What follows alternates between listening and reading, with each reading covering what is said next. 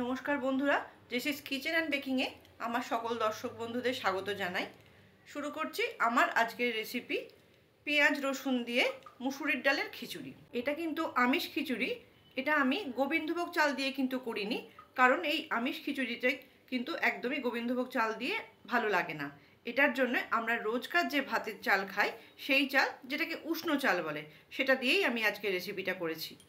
তাই অনুরোধ করব রেসিপিটা স্কিপ না করে পুরোটা দেখার জন্য।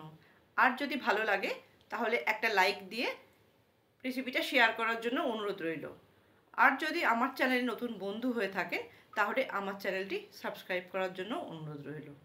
তাহলে আসুন দেখে নিই আজকের রেসিপি।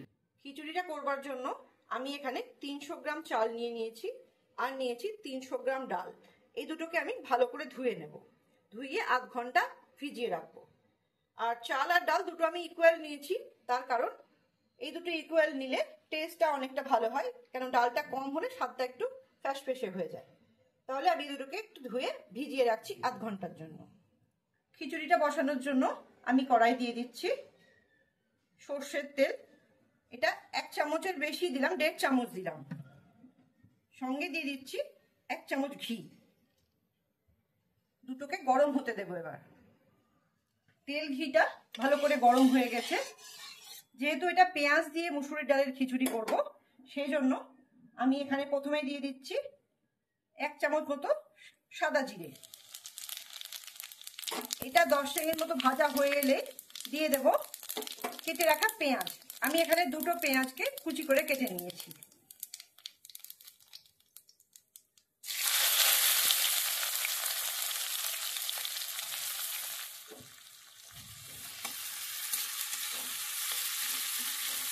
পেঁয়াজগুলোকে একটু ভালো করে ভেজে নেব 2 থেকে 3 মিনিট। 2 মিনিট ভাজা হয়ে গেলে এর মধ্যে দিয়ে দেব দুটো শুকনো লঙ্কা, আর দেব দুটো তেজপাতা। এবার আরো মিনিট খানেক ভেজে নেব। এইভাবে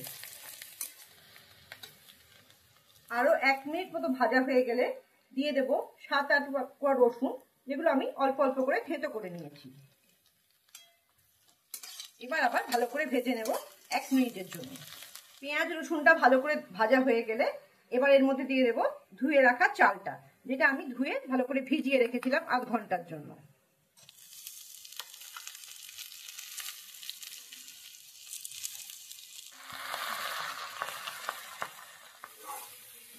পেঁয়াজ রসুনের মধ্যে পেঁয়াজ রসুনটা ভেজে দেওয়ার পর আমি ওর মধ্যে ধুয়ে রাখা চালটা দিয়ে দিলাম।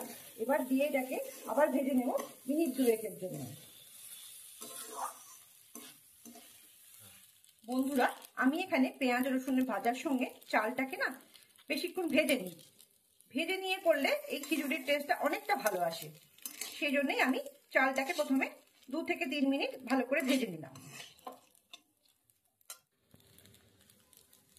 চালটা ভাজা হয়ে গেলে এর মধ্যে দিয়ে দেব সামান্য কিছু মশলা। প্রথমে দেব 1 চামচ হলুদ গুঁড়ো, এবার দেব 1 চামচ জিরে গুঁড়ো, আর দেব 1/2 চামচ মতো ঝাল লঙ্কার গুঁড়ো, আর দিয়ে দিচ্ছি 1/2 চামচ আদা বাটা। সমস্ত কিছু দিয়ে এবার ভালো করে ভেজে নেব আরো 2 থেকে 3 মিনিট। এই সময় গ্যাসের ফ্লেমটা বাড়িয়েই রাখবো। চালটা ভাজা হয়ে গেলে দিয়ে দেব ধুয়ে রাখা মুসুরির ডালটা।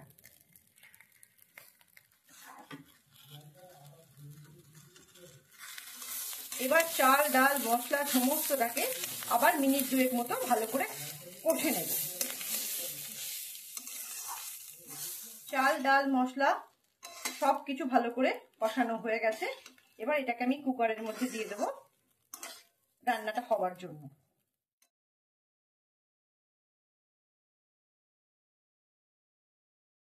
যতটা চাল ডাল দিয়েছি তার ঠিক ডবল আমি এখানে জল দিচ্ছি, কেননা চাল ডাল দুটোই তো বাড়বে, সুতরাং জলটা আমাকে সেই বুঝেই দিতে হবে। এবার এর মধ্যে দিয়ে দেবো দুটো কাঁচা লঙ্কা। এই দুটোকে আমি চিড়ে নিয়েছি। আর দিচ্ছি 1.5 চামচ মতো নুন। নুনটা আপনারা আপনাদের স্বাদ মতো দেবেন। আর দিচ্ছি 1.5 চামচ চিনি। এবার একবার হালকা হাতে সমস্তটাকে মিশিয়ে নিয়ে ঢাকা দিয়ে দেব সেদ্ধ হওয়ার জন্য এই সময় গ্যাসের ফ্লেমটা আমি মিডিয়ামে রাখবো, রেখে 3টে স্টিম দিলে আশা করি সেদ্ধ হয়ে যাবে।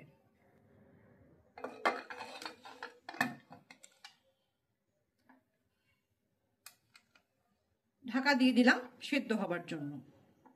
3টে স্টিম দেওয়ার পর আমি এটাকে স্ট্যান্ডিং টাইমে রেখে দিয়েছিলাম 5 মিনিটের জন্য। ভাপটাও বেরিয়ে গেছে, ঢাকাটাও সহজেই খুলে গেল। এবার একবার ভালো করে নেড়ে দেখে নিই সেদ্ধ হয়েছে কিনা। সেদ্ধ তো হয়ে গেছে, ঘন ঘন হয়ে গেছে, অথচ একটু পাতলা পাতলাও আছে, কেননা মুসুরির ডালের খিচুড়ি মানে পেঁয়াজ দিয়ে যে মুসুরির ডালের খিচুড়ি একটু পাতলা পাতলাই ভালো লাগে। এই অবস্থাতে ঢাকা দিয়ে রেখে দেব পরিবেশনের আগে পর্যন্ত। তাহলে বন্ধুরা, আগামী দিনে আবার অন্য কোনো রেসিপি নিয়ে আপনাদের সামনে উপস্থিত হব। ভালো থাকবেন, সুস্থ থাকবেন, আনন্দে থাকবেন। ধন্যবাদ।